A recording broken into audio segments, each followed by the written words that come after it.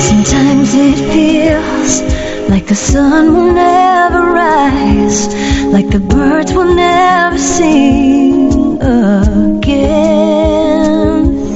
Believe in a power greater than what you are going through. When you don't know what to do, keep breathing.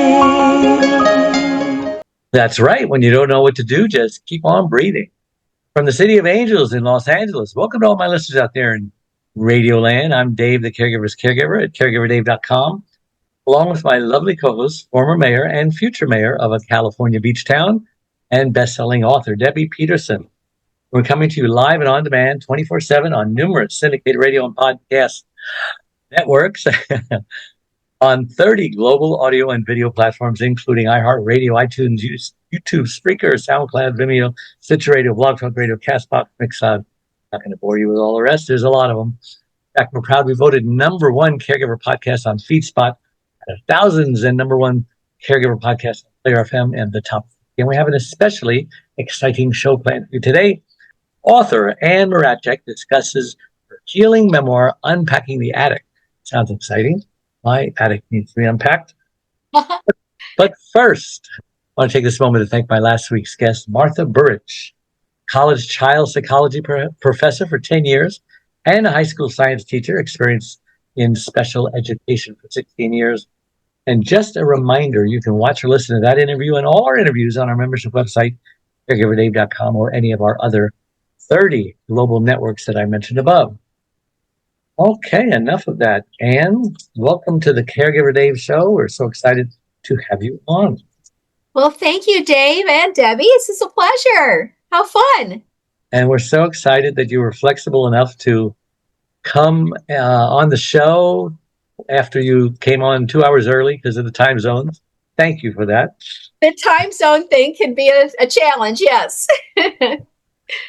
So let's start with, my first question is, how does the title of your book coincide with what we're going to talk about today?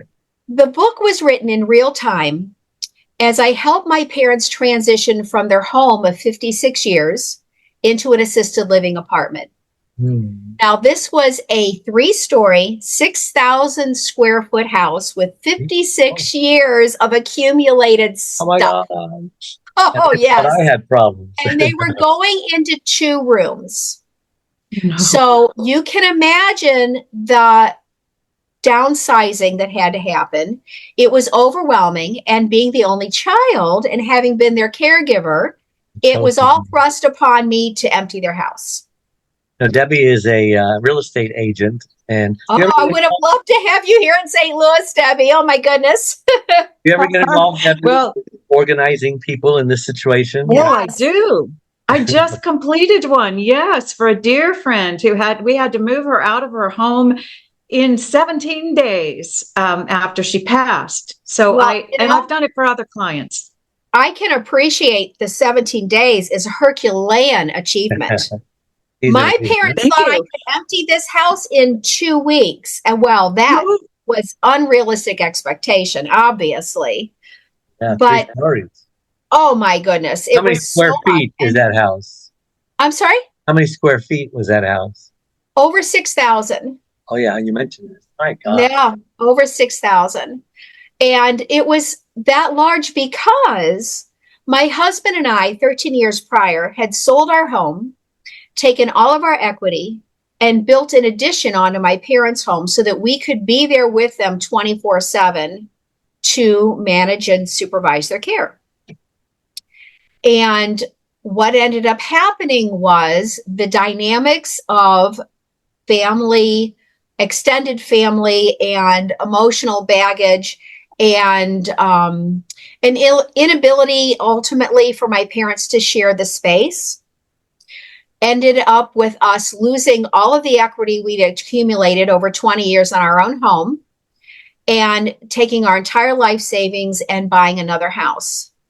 So we ended up having to move out of the home that we built to be in to help my parents and move into another house. Now, we knew that mom and dad were going to continue to need help, whether they admitted it or not. Mm. And so we only moved 1.5 miles away because we thought, well, even in bad weather, we could walk that far if we needed to get to them to help them. But the family dynamics of trying to be their sole caregivers just after a while wore very thin. And I think, as so often the case, having conflict within family relationships, I think, is very prevalent when you're in a tight caregiving situation like that. And that's what we experienced. My gosh, why did you lose the equity in your house? Was it just bad timing? No, we spent all of it to build the addition onto my parents' home. Oh. So all of what we had was invested in now this big home, which then we walked away from because the family dynamic of living with them 24/7 got to be untenable. How long did you do it for?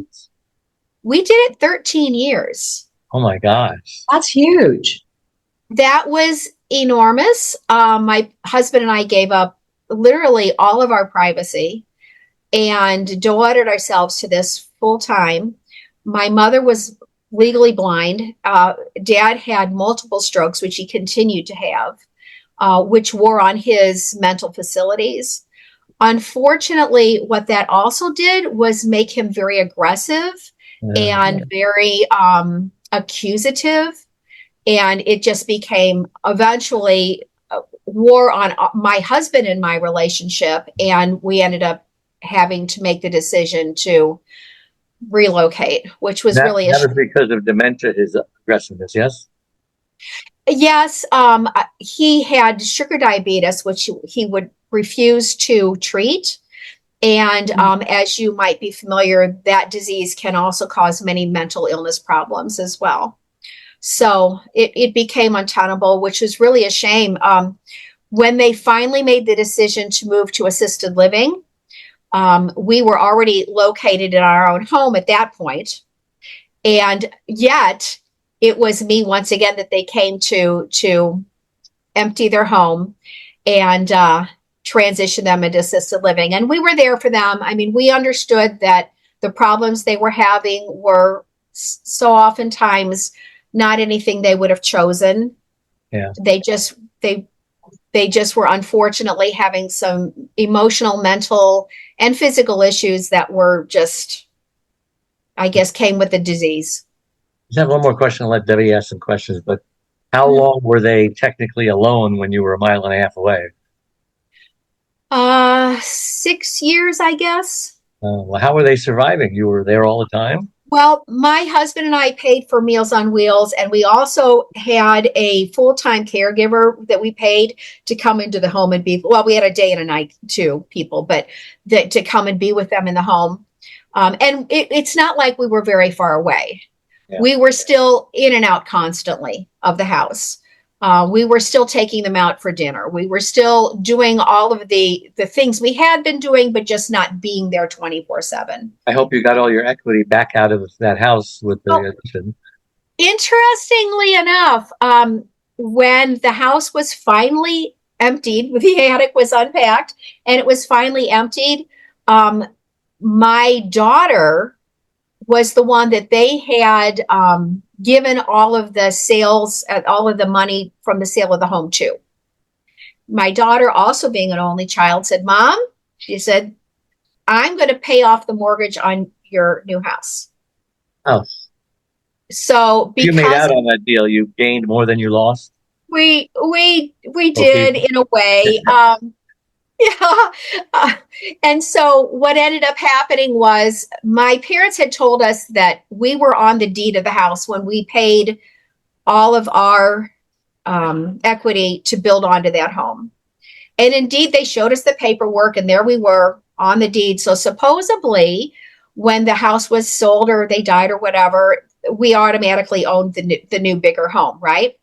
Well, as soon as the house was finished and we were moved in, apparently they went back and revoked that and never said a word.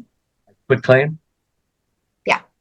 That's a little devious, isn't it? Yeah, it was. So not only Stab in the back. unaware of the fact that we were removed from the ownership of the new home, which we paid for all of those additions, and at the same time we upgraded theirs and did so much. I mean, we spent everything. So they must have been So upset that you were leaving, and this was their retaliation against you. they did it actually before we left, unbeknownst to us. They took Did us they off know you were leaving? the house Did they know while you? we were still living there with them But and did you helping them. mention that you were gonna move? No, we had Okay. this was years before. So obviously there were problems there. And, Unpacking the Attic really delves deeply into memories and childhood trauma that surfaced during this whole process, not only of being caregivers, but of emptying their home for the final time when they went to assisted living. The items of my childhood almost seem to be imbued with their own energetic, and they reignited suppressed childhood memories and traumas that had apparently been there for years, and gave me the opportunity to go back and relive those memories and those childhood traumas and rephrase them, repurpose them, if you will, with adult perspective.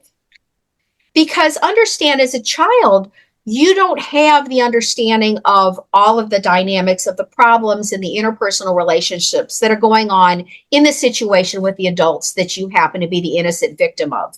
Yeah. And so as you remember and repurpose these memories, I think retrospection is a very healing elixir. And our society doesn't often leave time or value the process of revisiting these old memories and traumas to reframe them, to send love and self-acceptance back in time to the child that still lives within, to explain that no, there really wasn't anything wrong with that 3-year-old sitting on the couch that was being yelled at. It was really the traumas of the adults in the situation that you were the bystander and innocent victim of. So oftentimes I think we react in adult life to these pre-programmed negative self-images that we've been given as children. And it was a whole healing journey for me to go back in time and repurpose those things and bring an understanding that it really wasn't the little 3-year-old sitting there who was at fault. So oftentimes we tell ourselves, oh, I must be a bad child. There must be something wrong with me because my father or my grandfather won't talk to me. They won't cuddle me. They won't hold me. So you internalize that as I'm unworthy, I'm unlovable. And yet, when you go back and you allow yourself to relive those memories, you realize that there were so many more dynamics going on there that you had no way of knowing as a little one. And it's very freeing. It's very empowering. This is so important. I assume all this is in your book, right? Oh, yes. Oh, my goodness. For example, I'll give you an example.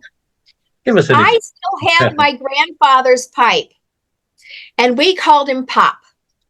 Is that a toilet pipe? It's his smoking pipe. Looks like a toilet, right? No. Oh, It's I got see a little face. I got it. It's a face. The Indian turban or It's something. a meerschaum. Yeah, it's an Indian face. Wow. And he used to smoke cherry wood, and it still smells like it. Cherry wood pipe smoke. And I found this pipe when I was literally unpacking my parents' attic and transitioning them into assisted living. And it took me back in time immediately to when we used to visit him in his 2-family flat. And the only 2 words I ever remember him saying to me were, sit down. And I would sit on the couch, terrified. I was 3, 4. And he and my parents would go into his kitchen, and I would sit there smelling the aromas of dinner coming into the room. I would hear their conversation drifting in. And after what seemed forever, they would come out. He would sit in his overstuffed green chair, stare out the window and puff on that pipe and fill the room with that cherry wood smoke. And all I did was stare at him, and he stared out the window. He never would look at me. He would never hold me. And I internalized that as I was a bad child. I was not a lovable child. And I realized, having gone back through those emotions and that memory, that I had been afraid of rejection all my life because of that. And I had remembered my mother saying years ago that your grandfather quit living when your grandmother died. She died very young of diabetes, which then my father then died of. But, reframing that as an adult, I can see that it wasn't the fact that I was a bad toddler. Got it. It was that he had shut down. He was emotionally unavailable. He was still grieving. And in the process of going through writing this journal, writing this book, I decided to write Pop a letter. And I remember the trip my husband and I took to China. Now, stay with me. You'll see why China is relevant.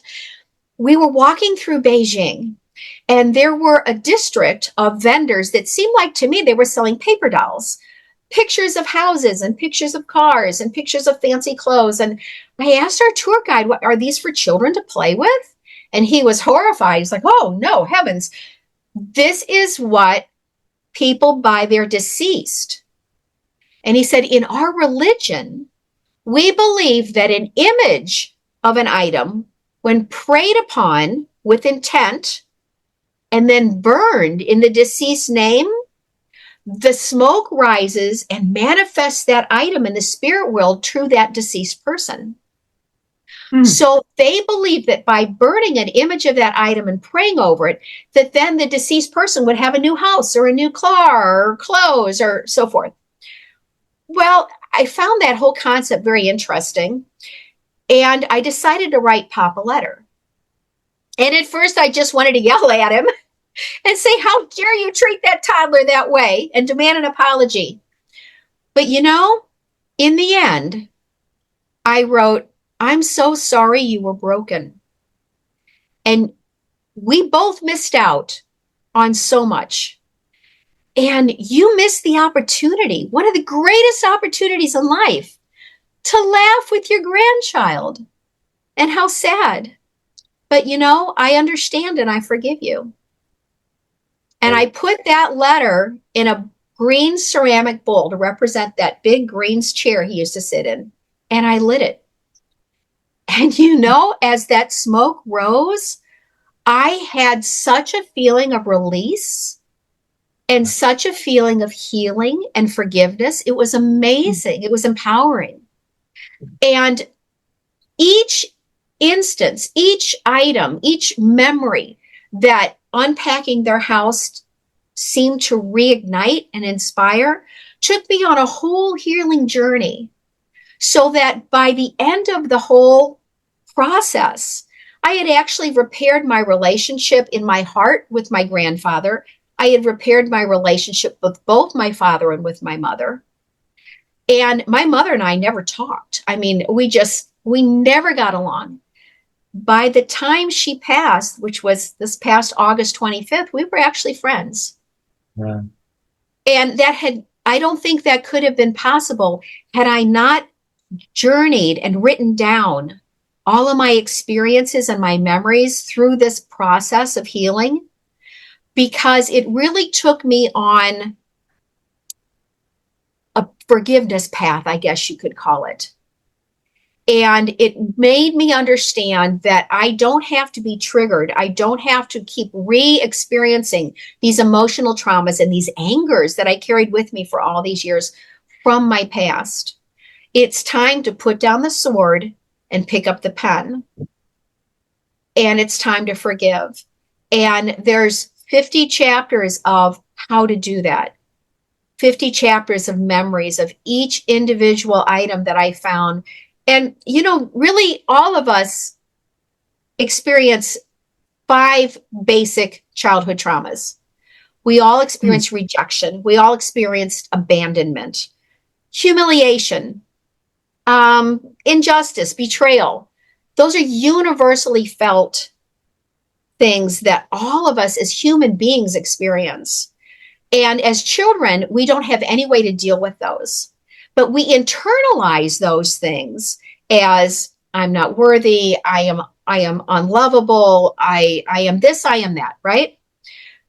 But when we allow ourselves to go back and relive all of these things, it's freeing, it's empowering, and it's full of forgiveness. So that in the process of going through these experiences, my parents and I repaired our relationships.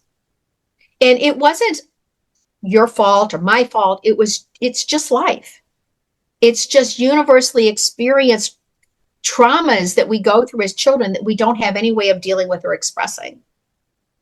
So how did abandonment affect your adult relationships? My parents used to fight.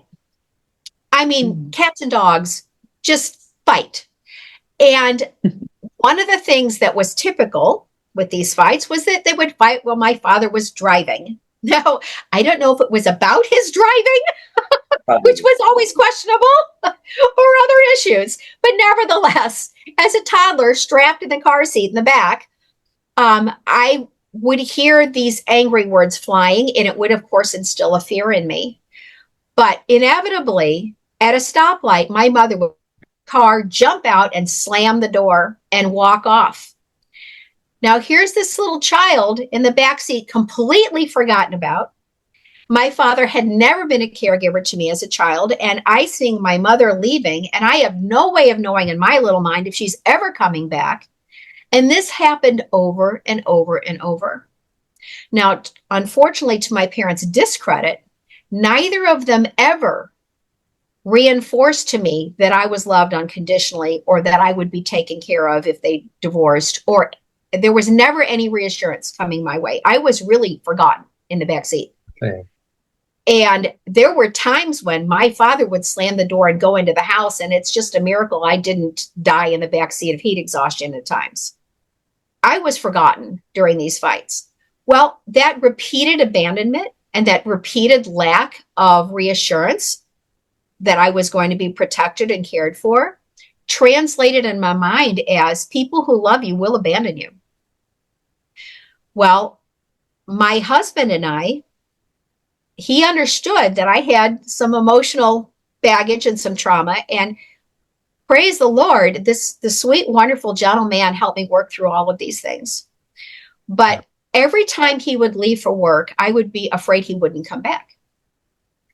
Now, he never did anything ever to instigate these feelings in me. Okay. So he never did anything to let me feel like he wasn't coming back or he was abandoning me, or it was all my internal programming. But actually, in the process of transitioning my parents and finding these items from childhood, I finally remembered those. I had suppressed those memories completely. So I really didn't know where that was coming from.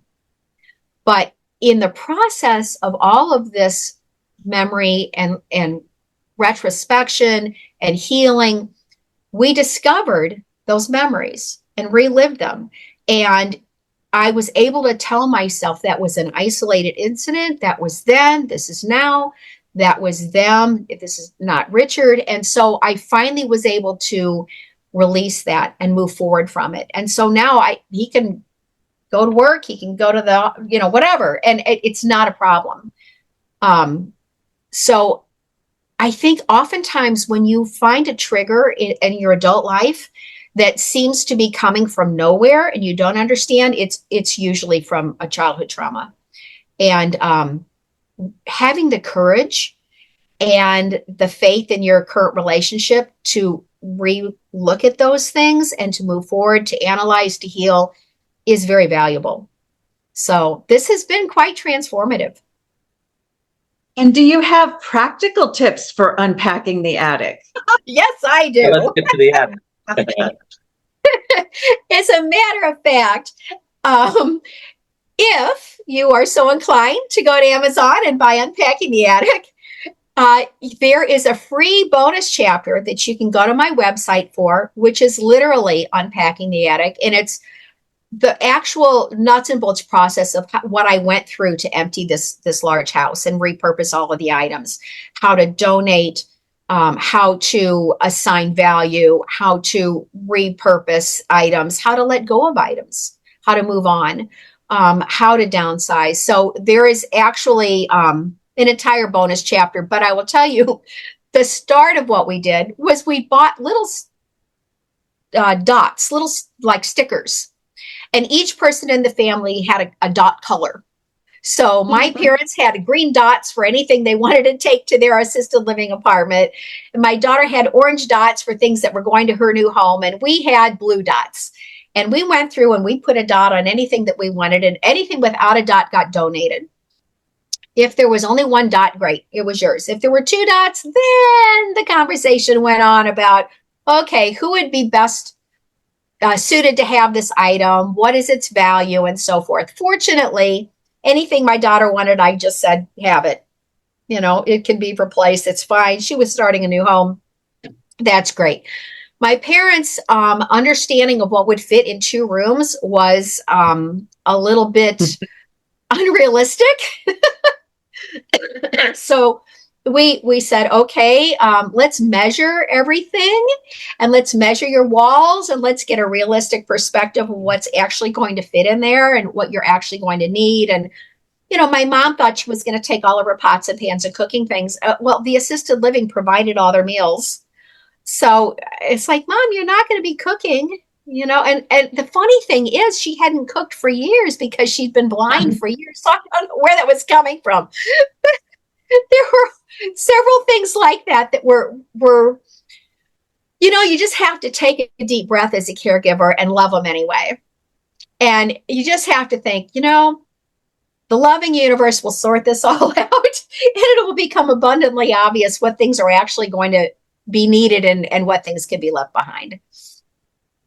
But it was an experience, to say the least. And, you know, as a caregiver, there's such a balance.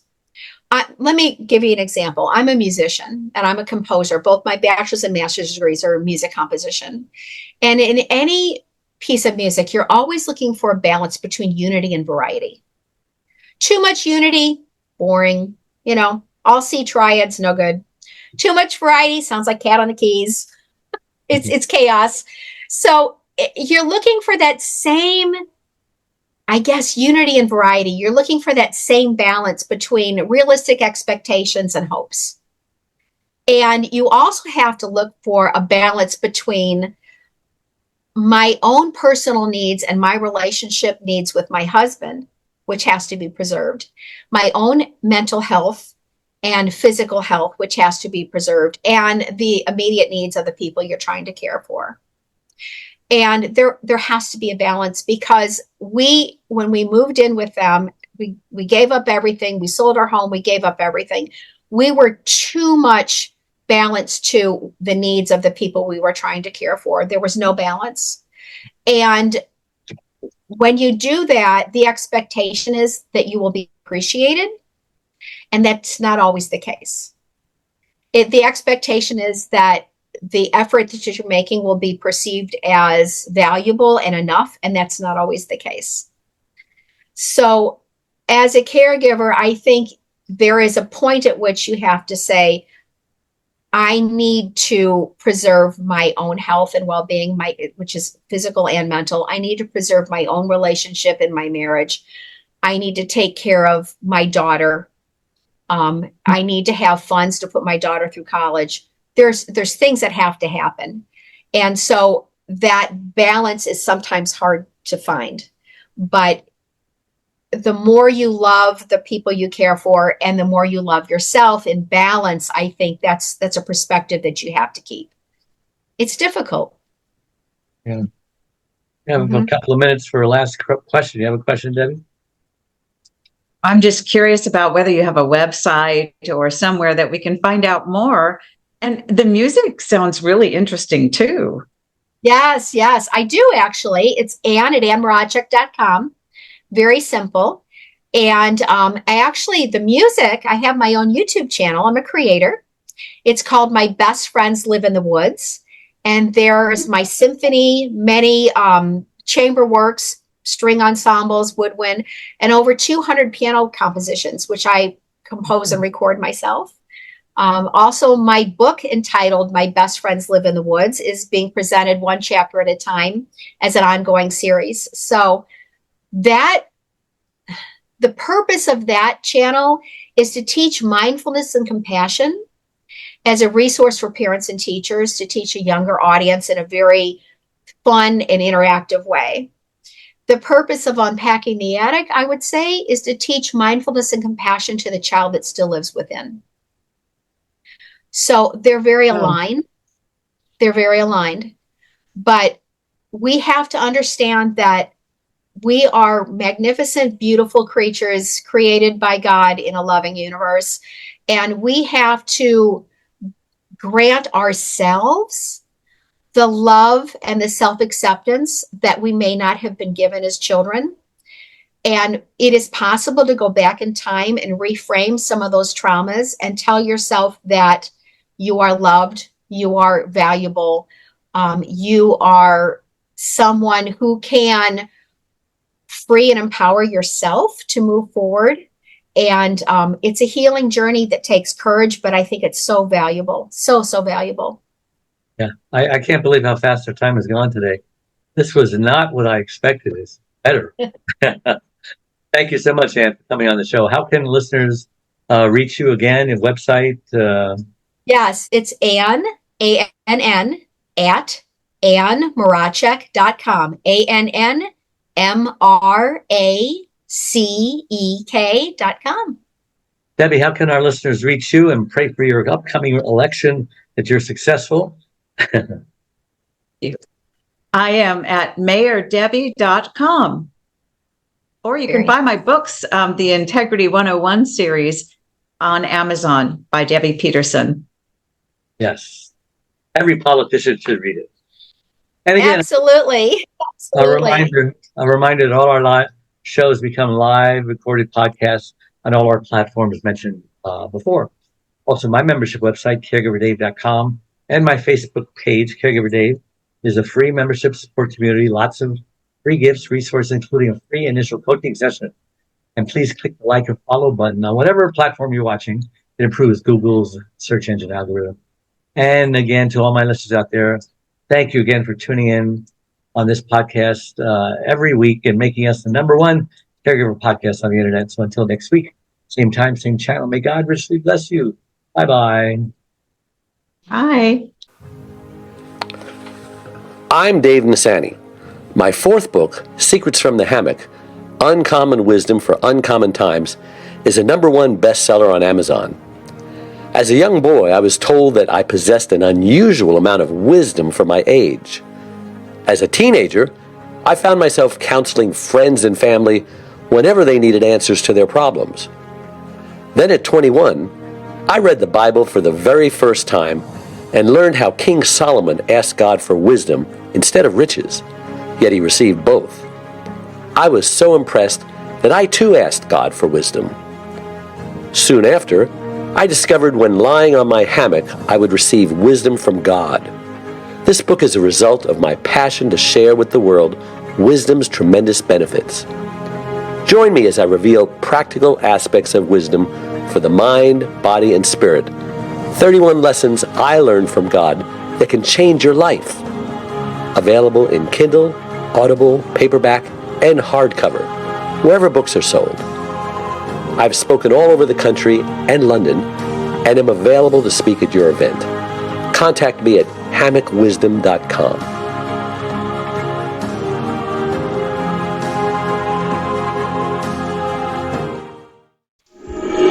Sometimes it feels like the sun will never rise, like the birds will never sing.